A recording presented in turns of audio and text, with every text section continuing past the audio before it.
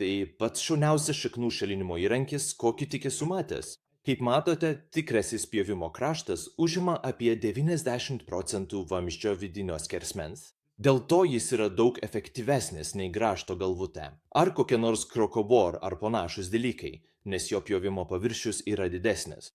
Priekyje esantis Wolframo karbido antkaliai leidžia šlifuoti įvairiais būdais, priklausomai nuo to, kuria kryptimi sukasi įrankis.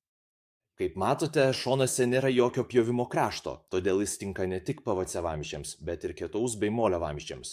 Jį galima naudoti su šepetėliu arba be jo, o prie lanksčios ašies jis tvirtinamas varžtais.